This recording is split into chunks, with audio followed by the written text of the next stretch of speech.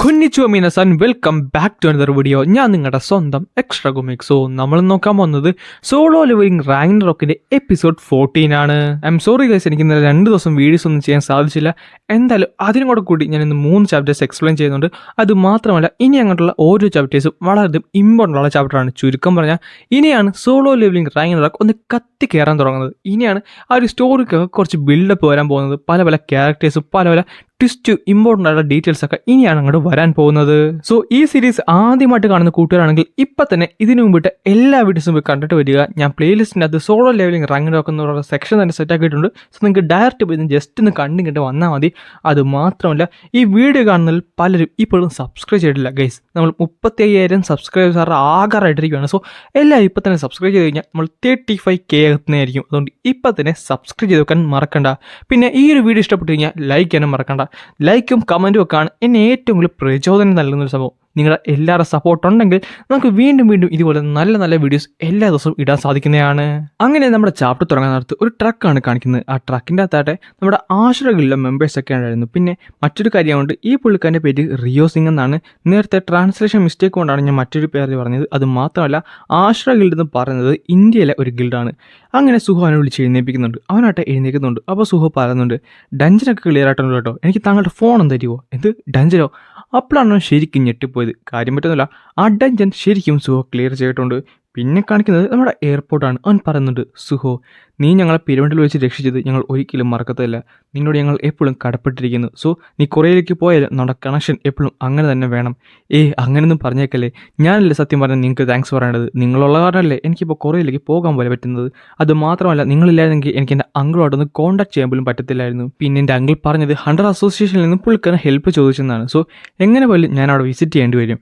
അല്ല പക്ഷേ എനിക്ക് മനസ്സിലാത്ത എന്നറിയാമോ, അതിനകത്ത് ഒരു എസ് റാങ്ക് ഡീമൺ ഉണ്ടായിരുന്നു. അവൻ എങ്ങോട്ട് പോയി? എങ്ങനെയാണ് ഡഞ്ചൻ കൊളാപ്സ് ചെയ്ത്? സത്യം പറഞ്ഞാൽ അത് വളരെ സ്ട്രേഞ്ച് ആണല്ലേ. എനിക്കും അറിയാമല്ലോ, ഞാനും ജസ്റ്റ് ലക്കി ആയതാണ്. അല്ല അമ്മട്ടിൻ്റെ കാര്യം എനിക്കൊരിക്കലും ഇവന്മാരോട് പറയാൻ പറ്റത്തില്ലല്ലോ. പിന്നെ കാണിക്കുന്നത് നമ്മുടെ അമ്മട്ടനാണ്. പുള്ളിക്കാരൻ്റെ കയ്യിൽ ഇപ്പോഴും ആ ഒരു ചങ്ങലകൾ കിടപ്പുണ്ട്. സുഹോ പറയുന്നുണ്ട്, എന്നോട് ക്ഷമിക്കാൻ പറ്റും, എനിക്കത് എടുക്കാൻ പറ്റിയില്ല. എന്തായാലും കുഴപ്പമൊന്നുമില്ല, നിനക്കിപ്പോൾ ഷാഡോ ഡഞ്ചൻ്റെ അകത്തെങ്കിലും നടക്കാമല്ലോ. പുറത്തേക്ക് ഇറങ്ങാൻ പറ്റിയില്ലെങ്കിലും നിനക്ക് വല്ല പ്രശ്നം വല്ലതും ഉണ്ടോ? പ്രശ്നമൊന്നുമില്ല. അല്ലെങ്കിൽ ആദ്യത്തെ പ്രോമിസ് എന്ന് പറയുന്നത് നീ അവിടുന്ന് തന്നെ പുറത്തേക്ക് കടത്തുമെന്നല്ലായിരുന്നു, അല്ലാതെ ചെയിൻസ് മാറ്റുമെന്നല്ലല്ലോ. അതുമല്ല ആ ഒരു ടോംബ് വെച്ച് നോക്കാനായിരുന്നു ഇത് വളരെയധികം കംഫർട്ടാണ്. അത് വളരെയധികം ചെറുതുമായിരുന്നു. എനിക്കിവിടെ ഫ്രീ ആയിട്ട് നടക്കാനും പറ്റും. ഈ സമയത്ത് സുഹയ്ക്ക് ഒരു കാര്യം മനസ്സിലായി, അമ്മട്ടിൻ്റെ വൈബ് ഉണ്ടല്ലോ അത് കംപ്ലീറ്റ്ലി ചേഞ്ച് ആയിട്ടുണ്ട്. പെട്ടെന്ന് സുഹനെ പൊക്കിക്കൊണ്ട് അവൻ നേരെ മുകളിലേക്ക് ചാടുവാണ്. ഇത് കാരണം ഇസയിലാട്ടെ ഞെട്ടിപ്പോകുന്നുണ്ട്. അങ്ങനെ ആ ഒരു ബിൽഡിങ്ങിനെ മേളിൽ വന്ന് നിൽക്കുവാണ്. എന്നിട്ട് പറയുന്നുണ്ട്, ഇത് കണ്ട, ഇതാണ് എനിക്ക് ഏറ്റവും ഇഷ്ടപ്പെട്ടൊരു കാര്യം. എനിക്ക് ഈ നേച്ചർ ഫീൽ ചെയ്യാൻ സാധിക്കുന്നുണ്ട്. സത്യം പറഞ്ഞാൽ ഞാൻ ഇങ്ങനത്തെ സ്ഥലം ശരിക്കും മിസ് ചെയ്തിരുന്നു. അതുകൊണ്ട് ഇതിൻ്റെ വാക്കാണ് യങ് മൊണാർക്ക്. ഞാൻ താങ്കൾ ഉറപ്പായിട്ടും ഫോളോ ചെയ്യുന്നതായിരിക്കും. അങ്ങനെ റിയോ സിംഗിനോടൊക്കെ ബൈ പറഞ്ഞിട്ട് സുഹ അവിടുന്ന് പോകുന്നുണ്ട്. അപ്പോൾ അവൻ പറയുന്നുണ്ട്, പെട്ടെന്ന് ഒരു ഷാഡോ ഡഞ്ചൻ്റെ അകത്ത് ഒരു ഗേറ്റ് അപ്പിയറായി. അവിടുന്ന് ഒരു അർജൻറ്റ് ക്വസ്റ്റ് കിട്ടി. അങ്ങനെ അമ്മട്ടിനെ എനിക്ക് എൻ്റെ പുതിയ ടീമേറ്റായിട്ടും കിട്ടി. ഇതെല്ലാം ഒരു കോയിൻസിഡൻസ് ആയിരിക്കുമല്ലേ? എന്തെങ്കിലും ആട്ടെ. സങ് സുവോ സത്യം പറഞ്ഞാൽ അവനൊരു മിസ്റ്റീരിയസ് ഉള്ള ക്യാരക്ടറാണ്. അവന് മോൺസ്റ്റേഴ്സിനെ സമൺ ചെയ്യാൻ പറ്റും, ഫൈറ്റ് ചെയ്യാൻ പറ്റും, ഈവൻ അവരിട്ട് കമ്പൈൻ ചെയ്യാനും പറ്റും. അതിലുപരി അവൻ വെറും ഒരു ബി റാങ്ക് ഹണ്ടറാണ്. സത്യം പറഞ്ഞാൽ ഇത്രയും പെട്ടെന്ന് തന്നെ എൻ്റെ ഗിൽഡുമായിട്ട് കോൺടാക്ട് ചെയ്ത് ഇവനുമായിട്ട് എങ്ങനെയെങ്കിലും ബന്ധപ്പെടാൻ നോക്കണം. ഈ സമയത്താണ് സുഹൃത്തുണ്ടെങ്കിൽ അവൻ പറയുന്നത്, ഞങ്ങൾ താങ്കളെ ഇപ്പം കമ്പയർ ചെയ്യാൻ നേരത്ത് മനുഷ്യരെ വെച്ച് നോക്കാത്തത് താങ്കൾ ഏകദേശം ഒരു റാങ്ക് ഹണ്ടർ ആയിട്ടുണ്ടല്ലേ. റാങ്ക് ഹണ്ടറോ? അങ്ങനെയാണെന്നുണ്ടെങ്കിൽ എൻ്റെ പ്രിപ്പറേഷൻസ് ഒക്കെ ഓൾറെഡി കഴിഞ്ഞിട്ടുണ്ട്. സോ ഇനി എന്തായാലും ലീ മിൻസ് അങ്ങനെ എടുക്കലും ഇറ്റാറംസിൻ്റെ അപ്പോസൽസിനെതിരെയും ഒരു കൗണ്ടർ അറ്റാക്ക് ചെയ്യാൻ ടൈം ആയിട്ടുണ്ട്. പിന്നെ ക്ലൈവറി ഗിൽഡ് എന്ന് പറഞ്ഞ ഒരു ഗിൽഡാണ് കാണിക്കുന്നത്. അവന്മാർ പറയുന്നുണ്ട്, നമ്മൾ സത്യം പറഞ്ഞാൽ ശരിക്കും വലുതായല്ലേ. ആദ്യം നമ്മളൊരു C റാങ്ക് ഗിൽഡായിരുന്നു, പക്ഷേ ഇപ്പോൾ നമുക്ക് ഇച്ചിയോണിലുള്ള ആ ഒരു B റാങ്ക് ഗേറ്റും കിട്ടിയിട്ടുണ്ട്. അതിൻ്റെ റൈറ്റ്സ് നമ്മുടെ കിട്ടി. ശരിയാണ്, നമ്മളിപ്പോൾ ശരിക്കും വലുതായി. നമ്മുടെ ഓഫീസ് സെറ്റായി. എല്ലാത്തിനും കാരണം ഈ ഒരു സ്റ്റാർഡസ്റ്റ് ആണ്. ഇതുള്ളതുകൊണ്ട് മാത്രമാണ് നമുക്കിത് കൈവരിക്കാൻ സാധിച്ചത്. നമ്മുടെ എല്ലാ C റാങ്ക് ഹണ്ടേഴ്സും ഇപ്പോൾ ഒരു B റാങ്കിൻ്റെ അത്ര പവർഫുൾ ആയിട്ടുണ്ട്. സത്യം പറഞ്ഞാൽ ഇതെന്ത് നല്ലതാണല്ലേ. ഇത് കുറച്ചുകൂടെ നേരത്തെ നമുക്ക് കിട്ടേണ്ടായിരുന്നു. എന്നാലും കിട്ടിയ ഒരു നല്ലൊരു താങ്ക്സ് തന്നെ പറയണം. ഇതിൻ്റെ എല്ലാം വല്ല ആവശ്യമുണ്ടോ? അത് നിനക്ക് പറഞ്ഞാൽ മനസ്സിലാകത്തില്ല. കാര്യം നീ ഓൾറെഡി ഒരു B റാങ്ക് ഹണ്ടറാണ്. ഞങ്ങളുടെ അവസ്ഥ നിനക്ക് ഒരിക്കലും മനസ്സിലാകത്തില്ല. അതുകൊണ്ട് നീ മിണ്ടായിരിക്കുന്നതാണ് കേട്ടത്. പക്ഷേ ഞാൻ കേട്ടത് ഹണ്ടർ അസോസിയേഷൻ ഈ സ്റ്റാർഡസിനെ പറ്റി അന്വേഷിക്കാൻ തുടങ്ങിയതാണ്. സോ ഇത് കാരണം എന്തെങ്കിലും നമ്മുടെ ഗിൽഡിന് ഇഷ്യൂ വരുമെന്ന് അറിയാമില്ല. അതുകൊണ്ട് കുറച്ച് സൂക്ഷിച്ച് വേണമെന്ന് മാത്രമേ ഞാൻ പറയുന്നുള്ളൂ. ഈ സമയത്ത് ആരോ ഒരാൾ അവിടേക്ക് നടന്നു വരുന്നുണ്ടായിരുന്നു. അവൻ പെട്ടെന്ന് ശ്രദ്ധിക്കുന്നുണ്ട്. ഒരു പയ്യനായിരുന്നത്. ഒരു പയ്യനും പിന്നെ 2 മിസ്റ്റീരിയസ് ആയുള്ള പേരുമായിരുന്നു. ആ വന്ന പയ്യൻ ചോദിക്കുന്നുണ്ട്, ഇത് ക്ലൈവറി ഗിൽഡല്ലേ? സോ നിങ്ങളുടെ കയ്യിലല്ലേ ആ ഇച്ചിയോണിലുള്ള റൈറ്റ്സ് ഒക്കെ ഉള്ളത്? നീ ഒരു പയ്യനല്ലേ, നീ എന്നെ ഇവിടെ ചെയ്യുന്നത്? നിനക്ക് എന്താണ് ഇവിടെ കാര്യം? മര്യാദക്ക് ആ ഗേറ്റ് എനിക്ക് ഹാൻഡ് ഓവർ ചെയ്തോ. അടുത്ത സെക്കൻഡ് തന്നെ അവനൊരു പവർ അവിടെ ഫുള്ള് വ്യാപിക്കുന്നുണ്ട്. അത് കഴിയുന്നവർ തന്നെ ബാക്കിയുള്ള ഹണ്ടേഴ്സ് എഴുന്നേറ്റ്, അതായത് ക്ലൈവർ ഗില്ലില്ല, ബാക്കിയുള്ള ഹണ്ടേഴ്സ് എഴുന്നേറ്റിട്ട് പറയുന്നുണ്ട്, അപ്പോസ്റ്റൽസ് താങ്കൾ പറയുന്ന പോലെ തന്നെ ഞങ്ങൾ ചെയ്യാം. ഈ സമയത്ത് ആ ഒരു ബി റാങ്ക് ഹണ്ടറിനെ മാത്രം എന്ത് ചെയ്യണമെന്ന് അറിയാമല്ല. കാര്യം അവൻ മാത്രം അവിടെ ബ്രെയിൻ വാഷ് ചെയ്യപ്പെട്ടില്ല. അവൻ ചോദിക്കുന്നുണ്ട്, നിങ്ങൾക്ക് ഇത് എന്താണ് പറയുന്നത്? എല്ലാവരും എന്തിനാണ് എഴുന്നേറ്റിരിക്കുന്നത്? ഇവൻ ആരാണ്? അത് കൊള്ളാം. അപ്പോൾ സ്റ്റാർഡസ്റ്റ് യൂസ് ചെയ്ത ഒരു ഹണ്ടറും നിങ്ങളുടെ കൂട്ടത്തിലുണ്ടല്ലേ? അതെന്തായാലും നന്നായി. ഇനി ഞാനൊരു കാര്യം പറയാം, എല്ലാവരും ശ്രദ്ധിച്ചു കേട്ടോ. നിങ്ങൾ ഇനി മുതൽ കാണാനോ കേൾക്കാനോ പാടില്ല. ഈ സമയത്ത് ബ്രെയിൻ വാഷ് ചെയ്യപ്പെട്ട എല്ലാ ഹണ്ടേഴ്സും അവരുടെ കണ്ണും കാതൊക്കെ പൊത്തുന്നുണ്ട്. എന്ത് അവൻ പറയുന്നുണ്ട്, നീ ആരാണെന്ന് മര്യാദക്ക് പറയാൻ നോക്ക്. സത്യം പറഞ്ഞാൽ ആ ഒരു നാറിയല്ലാതെ മറ്റേതെങ്കിലും ഒരു മനുഷ്യമായിട്ട് സംസാരിക്കണമെന്ന് ഞാൻ വളരെ കാലമായിട്ട് ആഗ്രഹിക്കുന്നുണ്ട്.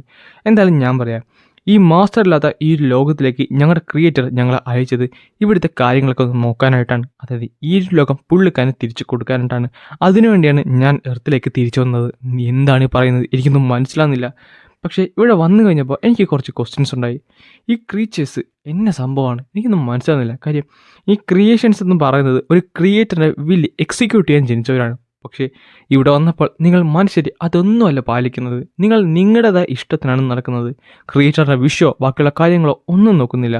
നിങ്ങൾ നിങ്ങളുടെ ഇഷ്ടത്തിന് മാത്രം ചെയ്യുന്നു. ഈ സമയത്തട്ടെ അവൻ്റെ സോൾ എടുത്തിട്ട് പറഞ്ഞിട്ട്, ക്രിയേറ്ററാ കോപ്പ, നീ എന്ത് കുന്താണ് എന്നോട് പറയണമെന്ന് മനസ്സിലാകുന്നില്ല. പക്ഷെ ഒരു കാര്യം ഞാൻ പറയാം, മര്യാദ എല്ലാവരും ബാക്കിലാക്കിയൊക്കെയോ, അല്ലെങ്കിൽ ഞാൻ നിന്നെ ഉറപ്പായിട്ടും കൊല്ലും. നീയൊക്കെ എന്തുവാ വല്ല കൾട്ട് വല്ലതാണോ? പയ്യ നീ വല്ല പ്രാങ്കാണ് ചെയ്യണമെന്ന് ഓർത്തെങ്കിൽ ഞാൻ ഒരിക്കലും നിന്നോട് ക്ഷമിക്കുന്നില്ല. ഈ സമയത്താണ് ആ ഒരു ബി റാങ്ക് ഹണ്ടറിന് പേടി എന്താണെന്ന് ശരിക്കും മനസ്സിലായത്. കാര്യം അവൻ പറയുന്നുണ്ട്, കൾട്ടാ, നീയൊക്കെ എന്നെ ക്രിയേറ്ററിനല്ലാടാ ഇപ്പോൾ പറഞ്ഞെന്ന് പറഞ്ഞുകൊണ്ട് അടുത്ത സെക്കൻഡ് തന്നെ പേടി കൊണ്ട് ആ ഒരു ബി റാങ്ക് ഹണ്ടർ അവനെ അറ്റാക്ക് ചെയ്യുന്നത്. എന്നാൽ അടുത്ത സെക്കൻഡിൽ തന്നെ ആ ഒരു അപ്പോസ്റ്റലുണ്ടല്ലോ അവനെ വെട്ടി മുറിച്ച് 2 കഷ്ണമായി കഴിയും. അങ്ങനെ അവിടെ ഒരു വലിയൊരു അറ്റാക്ക് സംഭവിച്ചിട്ടുണ്ട്. അവിടുന്ന് തെറിച്ചു പോയ ഒരു കഷ്ണം അവിടെ ഉണ്ടായിരുന്ന മറ്റൊരു ബ്രെയിൻ വാഷ് ചെയ്യപ്പെട്ട ഹണ്ടറിൻ്റെ തലയിലും കുത്തുകയറി അവനും മരിക്കുന്നുണ്ട്. അങ്ങനെ 2 ഹണ്ടേഴ്സിനെയാണ് ആ ഒരു അപ്പോസ്റ്റൽസ് നിമിഷ നേരം കൊണ്ട് കൊന്നത്. ഇനി മുതൽ നിങ്ങൾക്ക് കേൾക്കാനും കാണാനും സാധിക്കും. അതുകൊണ്ട് എത്രയും പെട്ടെന്ന് തന്നെ ഇവിടെ ക്ലീൻ ചെയ്യാൻ നോക്ക്. അങ്ങനെ അവർ പുറത്തേക്ക് ഇറങ്ങുന്നുണ്ട്. ഈ സമയത്താട്ടെ മറ്റു കുറച്ച് ഹണ്ടേഴ്സ് അവിടേക്ക് ഓടി വരുന്നുണ്ട്. കാര്യം വലിയ ശബ്ദമല്ലേ കേട്ടത്. പക്ഷെ അവനോട് പറയുന്നുണ്ട്, നിങ്ങളോട് വെച്ച് കണ്ട എല്ലാം തന്നെ മറന്നേക്ക്. അങ്ങനെ അവരെല്ലാവരും മറക്കുന്നുണ്ട്. ഈ സമയത്താണ് ആ ഒരു അപ്പോസ്റ്റലിൻ്റെ മനസ്സിലേക്ക് പല ഇങ്ങനെ ചോദ്യങ്ങൾ വരുന്നത്. ഫ്രീ വിൽ അതെന്തുവാണ്? എല്ലാ ക്രിയേഷൻസും അവരുടെ ക്രിയേറ്ററിൻ്റെ വില്ല് ഫോക്കസ് ചെയ്യാനാണ് ഇവിടേക്ക് വരുന്നത്. പക്ഷേ ഈ ഫ്രീ വിൽ എന്ന് പറയുന്നത് എന്തുവാണ് എനിക്ക് മനസ്സിലാകുന്നില്ല. കാര്യം ഈ യൂണിവേഴ്സിലെ ക്രിയേഷൻസ് ആണ് ഇവിടുത്തെ ക്രിയേറ്ററിനെ സ്വന്തം വില്ല് കൊണ്ട് കൊന്നു കളഞ്ഞത്. പക്ഷേ എന്തുകൊണ്ട്? പിന്നെ കാണിക്കുന്നത് അപ്പോസ്റ്റൽസിൻ്റെ എല്ലാവരും തന്നെ ഒരു മോൺസ്റ്ററിനെ കൊന്നിട്ടിരിക്കുന്നതാണ്. ഇതൊരു മോൺസ്റ്റർ അല്ലേ? അല്ല, കൃത്യമായി പറഞ്ഞാൽ ഇതൊരു ഡയമെൻഷൽ റെഫ്യൂജിയാണ്. അവൻ ഡയമെൻഷൽ ക്രാക്കിൽപ്പെട്ട് അലഞ്ഞു തിരിഞ്ഞുമായിരുന്നു. എന്നാലും നീ നിൻ്റെ ജീവിതം കുറച്ച് പെയിൻഫുൾ ആയിട്ടല്ല ജീവിച്ചത്. നിൻ്റെ വീട് നിനക്ക് നഷ്ടപ്പെട്ടു, നിൻ്റെ എല്ലാം നിനക്ക് നഷ്ടപ്പെട്ടു. അതുകൊണ്ട് തന്നെ നിൻ്റെ ദേഷ്യം പുറത്തേക്ക് കടത്താൻ ഞാൻ നിനക്കൊരു സഹായം ചെയ്യാമെന്നും പറഞ്ഞുകൊണ്ട് ഒരു സാധനം അവൻ്റെ ഉള്ളിലേക്ക് വെക്കുന്നുണ്ട്. എന്നിട്ട് അവൻ പറയുന്നുണ്ട്, സത്യം പറഞ്ഞാൽ ഈ വേൾഡിനെ പറ്റി ഞാൻ കൂടുതൽ പഠിക്കാനിരിക്കുന്നു. എങ്കിൽ മാത്രമേ എൻ്റെ ക്രിയേറ്ററിൻ്റെ ആ ഒരു വിഷ് എനിക്ക് ഫുൾഫിൽ ചെയ്യാൻ സാധിക്കത്തുള്ളൂ.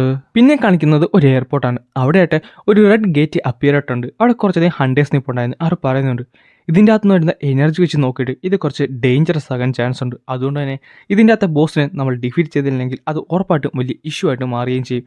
അത് മാത്രമല്ല ഇവിടെ വലിയ പ്രശ്നം ഉണ്ടാകുകയും ഒരു വലിയൊരു ഡെഞ്ചൻ ബ്രേക്ക് ഉണ്ടാകുകയും ചെയ്യും. അങ്ങനെയാണെങ്കിൽ ഈ എയർപോർട്ട് തന്നെ നശിച്ചു പോകും. പക്ഷേ എന്തൊക്കെ പ്രശ്നമുണ്ടെങ്കിലും ഒരിക്കലും ഞങ്ങളിത് ഹണ്ടർ അസോസിയേഷനോട് പറയുന്നതല്ല.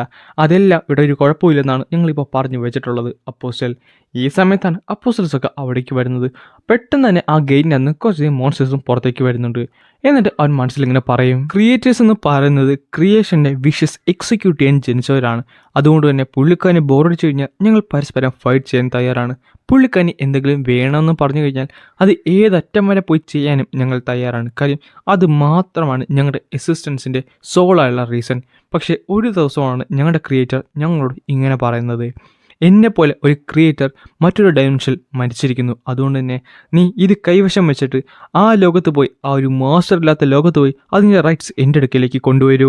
അതുകൊണ്ട് തന്നെ ഞങ്ങളുടെ ലോകത്തിലെ പല വിശ്വാസികളുമായിട്ട് ഞങ്ങൾ ആ ലോകത്തേക്ക് സഞ്ചരിക്കാൻ തുടങ്ങി. പക്ഷേ അതത്ര എളുപ്പമല്ലായിരുന്നു. കാര്യം അവിടേക്ക് ചെല്ലുന്നതെന്ന് പറയുന്നത് വളരെയധികം പാടുള്ള കാര്യമാണ്. കാര്യം ഡയമെൻഷണൽ ട്രാൻസ്ഫർ എന്ന് പറയുന്നത് ഭയങ്കരധികം എനർജി കൺസ്യൂം ചെയ്യുന്ന ഒരു കാര്യമാണ്. അങ്ങനെ കുറച്ചധികം സമയം എടുത്തിട്ടാണെങ്കിലും ആ മാസ്റ്റർ ഇല്ലാത്ത ലോകത്തിലേക്ക് ഞങ്ങൾ ചെന്നു. പക്ഷേ ഞങ്ങളവിടെ ചെന്നപ്പോൾ ഞങ്ങൾ കണ്ടത് ഇരുട്ടായിരുന്നു. കൂരിരുൾ അത് ഞങ്ങളെ പൊതിഞ്ഞു കെട്ടി. അവിടെ ഒരു വലിയൊരു യുദ്ധം തന്നെ ഉണ്ടായി. വലിയൊരു യുദ്ധം.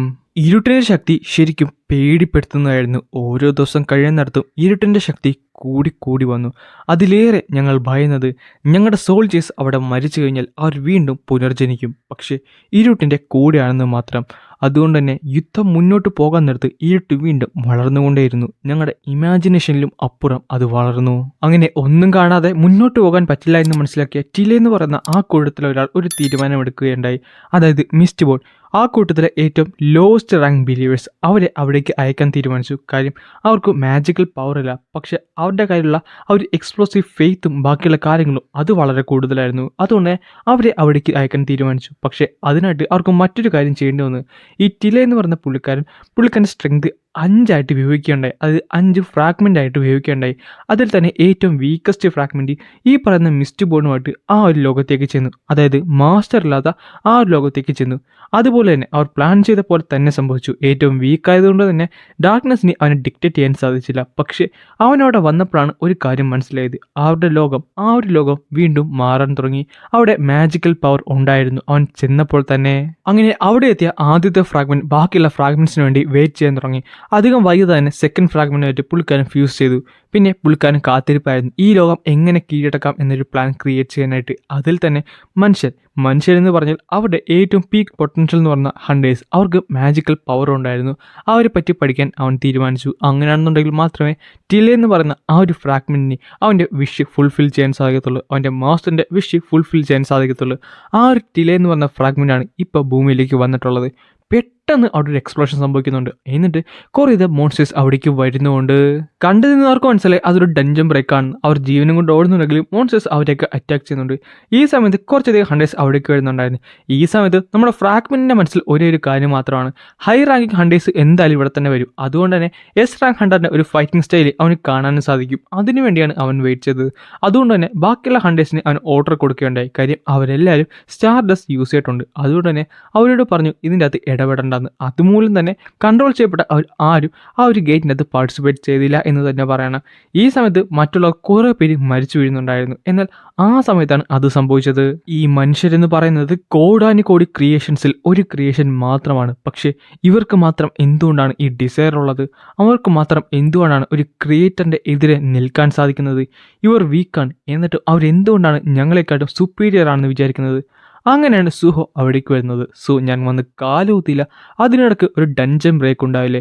അങ്ങനെ അവിടെയുള്ള ഒരുത്തന്നെ മോൺസ്റ്റർ ഇടിക്കാൻ വേണ്ടി വന്ന സെക്കൻഡ് സുഹോ നേരെ ചാടി ആ ഒരു മോൺസ്റ്ററിനെ അറ്റാക്ക് ചെയ്യുന്നുണ്ട്. എന്നിട്ട് പറയുന്നുണ്ട് തൽക്കാലത്തേക്ക് ഇവനെ ഞാൻ പിടിച്ചു നിർത്തിക്കോളാം. ആ സമയത്ത് നീ ഓടി രക്ഷപ്പെടാൻ നോക്ക്. ഈ സമയത്ത് അപ്പോസ്റ്റലിനെ കണ്ട് നമ്മുടെ സുഹുവിൻ്റെ മേത്ത് വീഴുന്നുണ്ട്. അവനാട്ടെ അവിടെയുള്ള കുറേ മോൺസ്റ്റേഴ്സിനെ നിമിഷം നേരം കൊണ്ട് കൊല്ലുന്നുണ്ട്. അവനൊരു കാര്യം മനസ്സിലായി.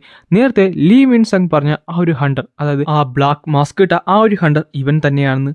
അങ്ങനെ സുഹു അവിടെയുള്ള ഇഷ്ടം പോലെ ഗോബ്ലിൻസിനെയും ബാക്കിയുള്ളവരൊക്കെ കൊന്നു കൊടുക്കുന്നുണ്ട്.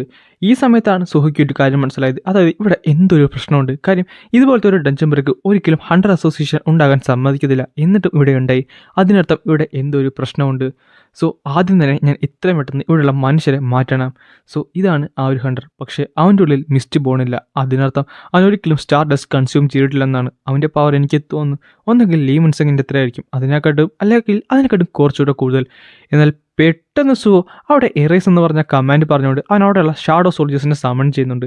എന്നിട്ട് അവരോട് പറയുന്നുണ്ട് നിങ്ങൾ എത്രയും പെട്ടെന്ന് തന്നെ ഇവിടെ ഇവാക്യുവേറ്റ് ചെയ്യാൻ പറ്റാത്ത മനുഷ്യരെ ഹെൽപ്പ് ചെയ്യണം. പക്ഷേ ഇത് കണ്ടപ്പോൾ അവൻ ശരിക്കും ഞെട്ടിപ്പോയി. കാര്യം അത് ആ ഒരു ഡാർക്ക്നെസ്സിൻ്റെ അതോറിറ്റി ആയിരുന്നു. എനിക്ക് മനസ്സിലാകുന്നില്ല ഇവൻ എങ്ങനെയാണ് ആ ഒരു അതോറിറ്റി യൂസ് ചെയ്യാൻ പറ്റുന്നതെന്ന്. പക്ഷേ ഇപ്പോഴാണ് എല്ലാം ഏകദേശം തെളിയുന്നത്.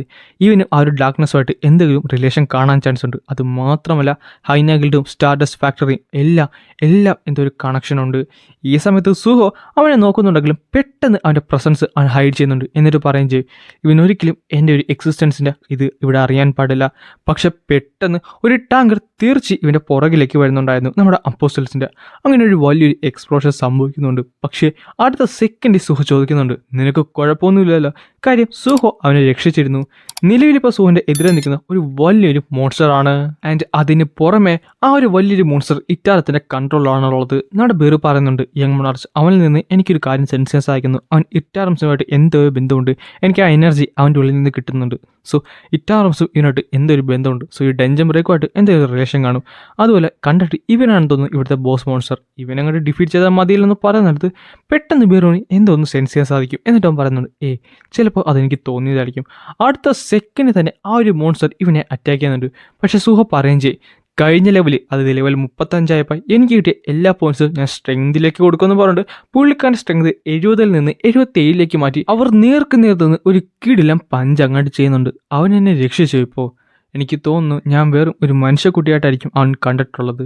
പക്ഷേ അവൻ്റെ ആ ഡാർക്ക്നെസ്സിൻ്റെ അതോറിറ്റി കമ്പയർ ചെയ്ത് നോക്കാറുള്ളത് വളരെയധികം വീക്കാണ്. പക്ഷേ അവൻ്റെ പൊട്ടൻഷ്യൽ അതെനിക്ക് ഊഹിക്കാവുന്നതിലും അപ്പുറമാണ്. ഞാൻ എന്തായാലും ഇവിടെ വെച്ച് അവനെ കണ്ടത് നന്നായി. കാര്യം ഇവിടെ വെച്ച് തന്നെ എനിക്ക് അവനെ കൊല്ലാൻ സാധിക്കുമല്ലോ. ഈ സമയത്ത് ഒരുത്തൻ അവിടേക്ക് നടന്നു വന്നിട്ട് പറയുന്നുണ്ട് സോ ഞാൻ കുറച്ചധികം താമസിച്ചു പോലെ. പക്ഷേ സീനില്ല, എല്ലാം ഇവിടെ തന്നെ തീർത്തേക്കാം. അടുത്ത സെക്കൻഡ് അവിടെ ഉണ്ടായിരുന്ന എല്ലാ മോൺസ്റ്റേഴ്സിൻ്റെ തലയുടെ മേളിൽ ഒരു ചെറിയൊരു തീ ഗോളം വരാൻ തുടങ്ങും. ഇത് നമ്മുടെ അപ്പോസ്റ്റൽ ശ്രദ്ധിക്കുന്നുണ്ട്. നമ്മുടെ സൂഹോ ഇത് മനസ്സിലായി. കാര്യം അവൻ നോക്കാൻ നേരത്ത് എല്ലാ മോൺസ്റ്റേഴ്സിൻ്റെ ചുറ്റിനും ഈ ഒരു തീഗോളമുണ്ട്. എന്നിട്ട് ഒരുത്തൻ അവരുടെ ഫ്രണ്ടിൽ നിൽപ്പുണ്ട്. അടുത്ത സെക്കൻഡ് തന്നെ ആ തീഗോളം അവൻ ചുരുക്കുന്നുണ്ട്. അടുത്ത സെക്കൻഡ് തന്നെ അവിടെ എല്ലാ മോൺസ്റ്റേഴ്സും ചത്തുടങ്ങാൻ തുടങ്ങും. സുഹുക്ക് ഒരു കാര്യം മനസ്സിലായി, ഇതൊട്ടും നിസ്സാരമായിട്ടുള്ള കാര്യമല്ല. അത് മാത്രമല്ല ഒരേ ടൈമിലാണ് ഇത്രത്തോളം മോൺസ്റ്റേഴ്സിനെ അവൻ ഡിഫീറ്റ് ചെയ്തത്. അത് മാത്രമല്ല അവൻ ഫയറാണ് യൂസ് ചെയ്യുന്നത്. അതിനർത്ഥം അവൻ ഇവിടുത്തെ എസ് റാങ്ക് 100 ഉള്ള ചോയ് ജോങ് ഇന്നാണെന്ന് മനസ്സിലായി. ഈ സമയത്താണ് ആ ഒരു പുറകിൽ അതായത് ആ ബോസ് മോൺസ്റ്റർ അവൻ്റെ അറ്റാക്ക് വിഡ്സ്റ്റാൻഡ് ചെയ്തിട്ടുണ്ടായിരുന്നു. അവൻ പറയുന്നുണ്ട് നീ കുറച്ച് ടഫാണല്ലേ, അങ്ങനെയാണെങ്കിൽ ഇതൊന്ന് പിടിച്ചു നോക്കുന്നു പറഞ്ഞിട്ട് പുള്ളിക്കാരൻ ഒരു ആരോ അങ്ങോട്ട് ക്രിയേറ്റ് ചെയ്യും, ലൈക്ക് ഒരു ബോ ആൻഡ് ആരോ. എന്നിട്ട് ആ ഒരു അറ്റാക്ക് അങ്ങോട്ട് വിടുന്നുണ്ട്. ആ ഒരു അറ്റാക്ക് ഭയങ്കരധികം മാസീവ് ആയിരുന്നു. ആ ഒരു ബോസ് മോൺസ്റ്ററിനെ പൊട്ടിച്ച് ആ ഒരു എയർപോർട്ടിൽ നിന്ന് പുറത്തേക്കും കൊണ്ടുപോകുന്നുണ്ട്. അവിടെ ബാക്കിയുണ്ടായിരുന്ന തീയൊക്കെ അവൻ തിരിച്ചെടുത്തിട്ട് പറയുന്നുണ്ട് സിറ്റുവേഷൻ എന്തായാലും ഹാൻഡിൽ ചെയ്തിട്ടുണ്ട്. സത്യം പറഞ്ഞാൽ മനുഷ്യർക്ക് എല്ലാവർക്കും അതായത് അവിടെ ഉണ്ടെന്ന എല്ലാവരും ഹാപ്പി. കാര്യം ചോയ് ജോങ് അതായത് നമ്മുടെ ഒരു എസ് റാങ്ക് 100 അവരെ ഒന്ന് രക്ഷിച്ചല്ലോ. ആ സമയത്ത് അവൻ പറയുന്നുണ്ട് ഞാനൊരു പയ്യൻ ഇവിടെ കണ്ടിരുന്നു, പക്ഷേ അവനിപ്പോൾ കാണുന്നില്ലല്ലോ. അത് മാത്രമല്ല വേറെ ഏതൊരുത്തും കൂടെ ഇവിടെ ഉണ്ടായിരുന്നു, പക്ഷേ അവൻ ഞാൻ കാണുന്നില്ല. ഈ സമയത്ത് സുഹ സക്സസ്ഫുള്ളി അവിടെ നിന്ന് രക്ഷപ്പെട്ടിട്ടുണ്ട്. സുഹൻ്റെ കോട്ട് ഊരിട്ടിട്ടാണ് അവിടെ നിന്ന് രക്ഷപ്പെട്ടത്. സോ എന്തോ ഒരു പ്രശ്നമുണ്ട്. കാര്യം ഇത്ര നാൾ ഇറ്റാംസ് എല്ലാം പാത്താണ് ഓരോന്നൊക്കെ ചെയ്തിട്ടുണ്ട്. എനിക്ക് വിശ്വസിക്കാൻ സാധിക്കുന്നില്ല. അവർ ആദ്യമായിട്ടാണ് ഇത്ര വലിയ സിവിലിയൻസ് ഇത്രയധികം ഇമ്പോർട്ടൻ്റ് ഉള്ള ഒരു സ്ഥലത്ത് ഡയറക്റ്റ് വന്ന് അറ്റാക്ക് ചെയ്യുന്നത്. എന്തൊക്കെ അവർ പ്ലാൻ ചെയ്യുന്നുണ്ട്. പിന്നെ കാണിക്കുന്നത് നമ്മുടെ ആ ഒരു ഫ്രാഗ്മെൻറ്റാണ്. പുള്ളിക്കാരുടെ റൈറ്റ് സൈഡിൽ തന്നെ മറ്റെന്തോ ഉണ്ടായിരുന്നു. അത് മറ്റാരുമില്ലായിരുന്നു, തേർഡ് ഫ്രാഗ്മെൻ്റ് ആയിരുന്നു. അങ്ങനെ തേർഡ് ഫ്രാഗ്മെൻറ്റും അവിടേക്ക് വന്നിട്ടുണ്ട്. സോ ആ ഒരു സമയത്ത് ആ ഒരു സെക്കൻഡ് ഫ്രാഗ്മെൻറ്റ് പറയുന്നുണ്ട് ഈ ബോഡി ഞാൻ നിനക്ക് ഹാൻഡ് ഓവർ ചെയ്യുന്നതിന് മുമ്പ് എനിക്ക് ചെറിയ കാര്യങ്ങൾ പറയാനുണ്ട്. ആദ്യം തന്നെ ഇവിടെ കുറച്ചധികം മാറ്റങ്ങൾ വന്നിട്ടുണ്ട്. അതായത് മാജിക്കൽ പവേഴ്സൊക്കെ ഇവിടെ വന്നിട്ടുണ്ട്. അത് മാത്രമല്ല എസ് റാങ്ക് പവേഴ്സാണ് ഏറ്റവും കൂടി വരും. അത് 100 അസോസിയേഷനിൽ 100 എന്നൊക്കെയാണ് വിളിക്കുന്നത്. സോ നീ എല്ലാം അത് നോക്കേണ്ടതാണ്. അതിലുപരി ഇവിടെ ഒരു വേരിയബിൾ ഉണ്ട്, അവന് എന്തൊക്കെ വന്നാലും നമ്മൾ കൊന്നിരിക്കണം.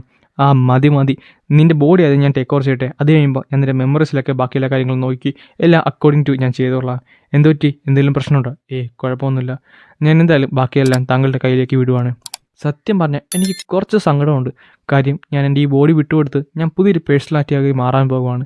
എന്തായാലും പറഞ്ഞിട്ട് കാര്യമില്ല, അത് ഹെൽപ്പ് ചെയ്തിട്ടും കാര്യമില്ല. കാര്യം എന്നെ ക്രിയേറ്റ് ചെയ്ത ഗോഡിൻ്റെ ആഗ്രഹമാണത്, എൻ്റെ ക്രിയേറ്ററിൻ്റെ ആഗ്രഹമാണത്. എൻ്റെ ക്രിയേറ്ററിന് വേണ്ടി ഞാനത് ചെയ്യാനും തയ്യാറാണ്.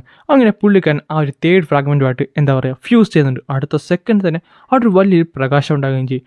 പിന്നെ കാണിക്കുന്നത് ഒരു വലിയൊരു ബോഡിയാണ്, അതായത് അവൻ വലുതായിട്ടുണ്ട്. സോ ഈ മെമ്മറി ഇതെല്ലാം ശരിയാണ്. സോ ഇതൊക്കെയാണ് സെക്കൻഡ് ഫ്രാഗ്മെൻറ്റ് പറഞ്ഞ ആ ഒരു ഡീറ്റെയിൽസ്. എന്നാലും എനിക്ക് ഡാർക്ക്നെസ്സിൻ്റെ അതോറിറ്റി യൂസ് ചെയ്യാൻ പറ്റുന്ന ഒരുത്തിനും ഇവിടെ ഉണ്ടെന്ന് വിശ്വസിക്കാൻ പോലും സാധിക്കുന്നില്ല. സെക്കൻഡ് ഫ്രാഗ്മെൻറ്റ് നിൻ്റെ ഡിസിഷൻ ചെറുതായിട്ട് ഒന്ന് തെറ്റി. കാര്യം അതെല്ലാം വേസ്റ്റ് ആയിരുന്നു. എനിക്ക് പറയാനുള്ളത് അവനെ നമ്മൾ കൊല്ലണ്ട, പകരം അവനെ നമ്മളെപ്പോലെ ഒരു ഫോളോവറാക്കി മാറ്റിയാൽ അതല്ലേ ഏറ്റവും കൂടുതൽ. അങ്ങനെയാണെന്നുണ്ടെങ്കിൽ നമുക്ക് മരണത്തിന് വരെ കൺട്രോൾ ചെയ്യാൻ സാധിക്കും. അങ്ങനെയാണ് ഈ ഒരു ചാപ്റ്റർ ഇവിടെ അവസാനിക്കുന്നത് ഗൈസ്. ഇനി 7-8 എപ്പിസോഡും കൂടെ കഴിഞ്ഞാൽ സോളോ ലെവലിംഗ് റാഗ്നറോക്ക് അങ്ങനെ ഒഫീഷ്യലി സീസൺ 1 കംപ്ലീറ്റ് ആകുവാണ്. സീസൺ 1 മാത്രമേ മാനുവലിൽ ഇറങ്ങിയിട്ടുള്ളൂ.